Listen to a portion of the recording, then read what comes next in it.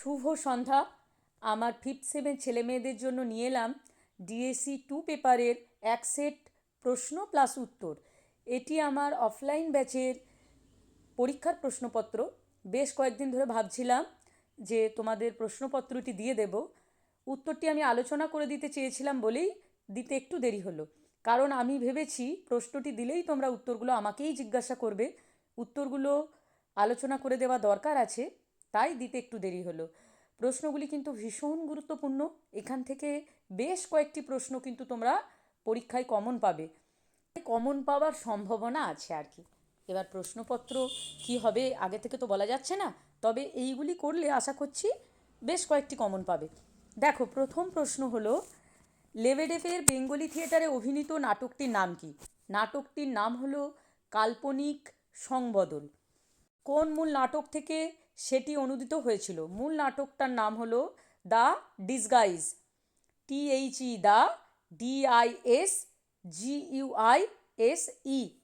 এই প্রসঙ্গে একটা ছোট্ট কথা বলে রাখি, প্রথম এই নাটকটি অভিনীত হয়েছিল 27শে নভেম্বর 1795। দ্বিতীয়বার 96-এ অভিনীত হয়েছিল। তারপর কিন্তু এই যে বেঙ্গলি থিয়েটার, এখানে আগুন লেগে গেছিল, অন্য কোনো নাটক অভিনীত হয়নি। দেখো, 2 নম্বর প্রশ্ন, প্রথম বাঙালি সামাজিক নাটকের নাম ও রচয়িতার নাম লেখো। প্রথম বাংলা সামাজিক নাটক হলো কুলীন কুলো সর্বস্ব। রচয়িতা হলো রামনারায়ণ তর্করত্ন।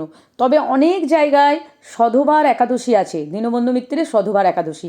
দীনবন্ধু মিত্রের সধবার একাদশী প্রথম সার্থক সামাজিক নাটক, প্রথম সামাজিক নাটক কিন্তু নয়, এটা মাথায় রেখো।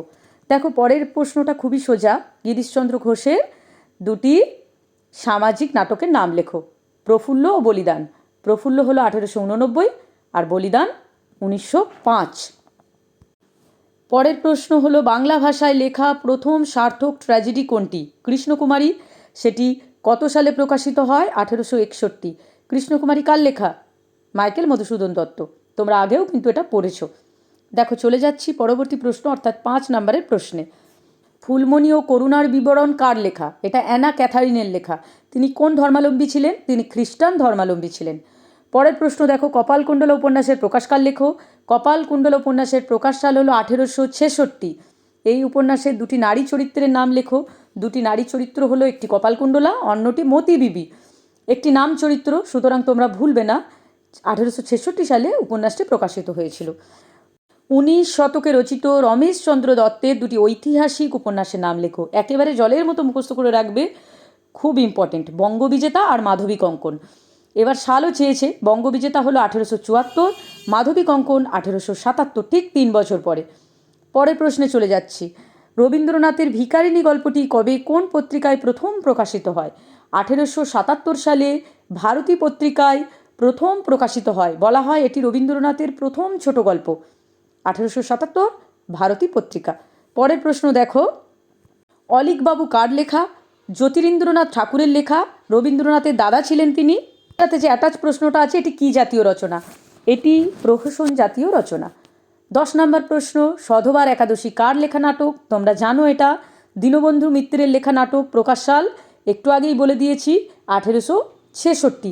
বলা হয় এটি প্রথম সার্থক সামাজিক নাটক। পরের প্রশ্ন হলো, মধুমতি নামক গল্পটি কবে কোথায় প্রথম প্রকাশিত হয়েছিল?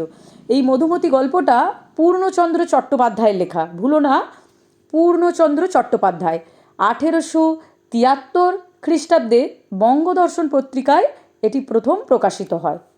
পরের প্রশ্নটা ভীষণ সোজা। পদ্মাবতী নাটকটি কার লেখা? তোমরা সকলেই এটা জানো, মাইকেল মধুসূদন দত্তের লেখা। এই নাটকের কাহিনী তিনি কোথা থেকে সংগ্রহ করেছিলেন? এই নাটকের কাহিনী তিনি গ্রিক পুরাণের অ্যাপিল অফ ডিসকোর্ড থেকে সংগ্রহ করেছিলেন। তোমরা ঘুলিয়ে ফেলো না কৃষ্ণকুমারীর সাথে। অনেকেই এটা কৃষ্ণকুমারীর সাথে ঘুলিয়ে ফেলে অ্যানালস অ্যান্টিকুইলিটিস অফ রাজস্থান লিখে দেয়। ভুল করো না, এটা গ্রিক পুরাণ থেকে কিন্তু নেওয়া হয়েছিল। পরবর্তী প্রশ্ন হলো, সাধারণ রঙ্গালয় কবে প্রতিষ্ঠিত হয়? এই রঙ্গালয়ের সঙ্গে অঙ্গাঙ্গিভাবে জড়িয়ে আছে এমন একজনের নাম করো। সাধারণ রঙ্গালয় প্রতিষ্ঠিত হয় 1872-এ। এর সঙ্গে জড়িয়ে রয়েছে কিন্তু দীনবন্ধু মিত্র। ক্লিয়ার? তারপর দেখো 14 নম্বর প্রশ্ন, বিধবা বিবাহকে কেন্দ্র করে 19 শতকে রচিত 2টি নাটকের নাম লেখো নাট্যকার সহ, অর্থাৎ নাটকগুলোর নাম প্লাস নাটকগুলো যারা রচনা করেছিল তাদের নাম। নাটক দুটি হলো বিধবা বিষম বিপদ, লিখেছেন গিরিশচন্দ্র বিদ্যারত্ন। মনে রাখবে গিরিশচন্দ্র ঘোষ কিন্তু নয়, গিরিশচন্দ্র বিদ্যারত্ন। তারপরের নাটকটির নাম হলো চপলা চিত্ত চাপল্য। এই নাটকটি রচনা করেছেন যদুগোপাল চট্টোপাধ্যায়। দেখো পরের প্রশ্ন হলো 19 শতকে একজন মহিলা উপন্যাসিকের নাম করো, তার রচিত দুটি উপন্যাসের নাম লেখো। 19 শতকের একজন মহিলা উপন্যাসিক হলেন স্বর্ণকুমারী দেবী। তার লেখা দুটি উপন্যাস হলো দ্বীপ নির্বাণ 1876, এটি কিন্তু তার লেখা প্রথম উপন্যাস দ্বীপ নির্বাণ। পরবর্তী হলো কাহাকে 1898, এটি তার লেখা শেষ উপন্যাস।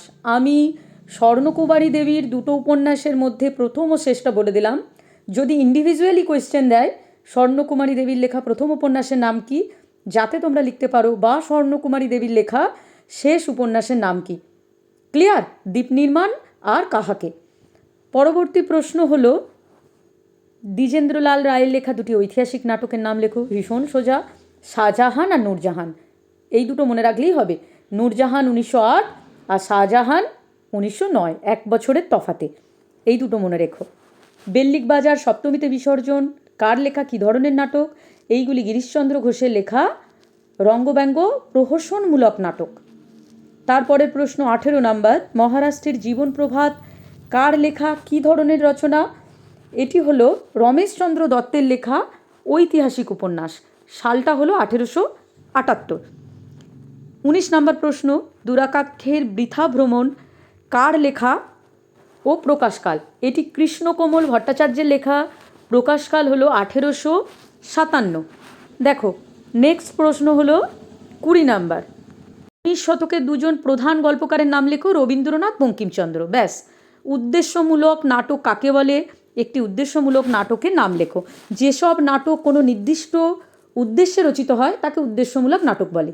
যেমন কুলিনকুলো সর্বস্ব, নীলদর্পণ, এই নাটকগুলো বিশেষ একটি উদ্দেশ্য সাধনের জন্য রচিত হয়েছিল, এই জন্য এই নাটকগুলিকে উদ্দেশ্যমূলক নাটক বলা হয়। পরবর্তী প্রশ্ন হলো মধুসূদন দত্তের লেখা প্রথম নাটক কোনটি? শর্মিষ্ঠা, প্রকাশকাল হলো 1859। তারপরের প্রশ্ন, ক্ষীরোদপ্রসাদ বিদ্যাবিনোদনের লেখা দুটি নাটকের নাম লেখো প্রকাশকাল সহ।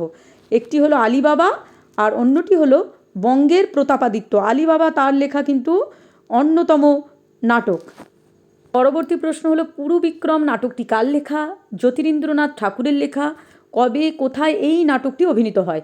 1874 সালে বেঙ্গল থিয়েটারে এই নাটকটি অভিনীত হয় 22 আগস্ট। পরের প্রশ্ন দেখো, জল জল চিতা দ্বিগুণ দ্বিগুণ, এই গানটি কোন নাটকের মধ্যে রয়েছে? যদিও এত ডিটেল প্রশ্ন তোমাদের দেবে না, এটি জ্যোতিরিন্দ্রনাথ ঠাকুরের সরোজিনী নাটকের মধ্যে রয়েছে। গানটি কার লেখা? গানটি হলো রবীন্দ্রনাথ ঠাকুরের লেখা। নাটকটি তো বললাম তারই দাদা জ্যোতিরিন্দ্রনাথ ঠাকুরের লেখা। প্রশ্নটা একটু বেশি ডিটেল, হয়তো এই ধরনের প্রশ্ন তোমাদের দেবে না। পরের প্রশ্ন দেখো, ডিএল রায়ের লেখা প্রথম নাটকের নাম কি? এটি কী ধরনের নাটক? ডিএল রায়ের লেখা প্রথম নাটক হলো কল্কি অবতার, 1895। এটি প্রহসন জাতীয় রচনা। পরে আবার একই প্রশ্ন দিয়েছে, রবীন্দ্রনাথের লেখা প্রথম ছোট গল্প কোনটি? ভিখারিণী। সেটি কোন পত্রিকায় কবে প্রকাশিত হয়? আগেই বলেছি, ভারতী পত্রিকায় প্রকাশিত হয়েছিল 1877 সালে। 29 নম্বর প্রশ্ন হলো মৃন্ময়ী উপন্যাসের রচয়িতাকে? এটি দামোদর মুখোপাধ্যায়, বঙ্কিমচন্দ্রের বেয়াই ছিলেন তিনি।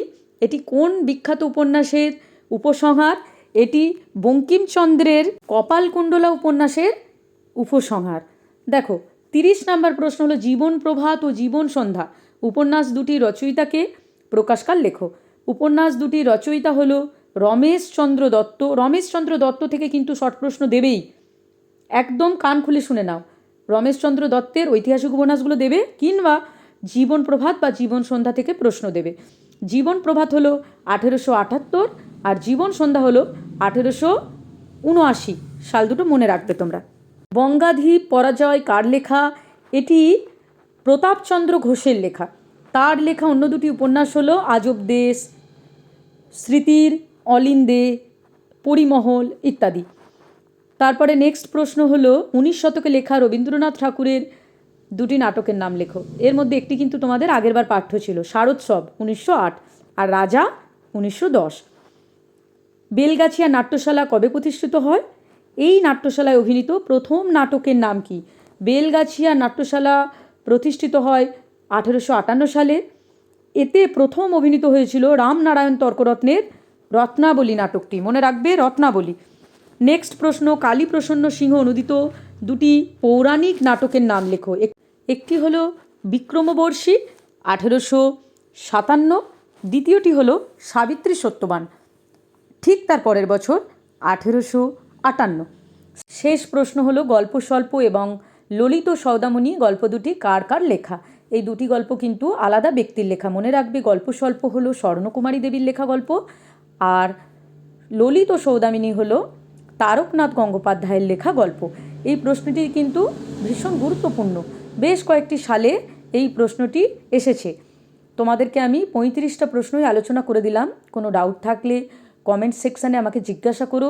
খাতায় প্রত্যেকটি উত্তর তোমরা লিখে নিও, শুনে শুনে মনে থাকবে না।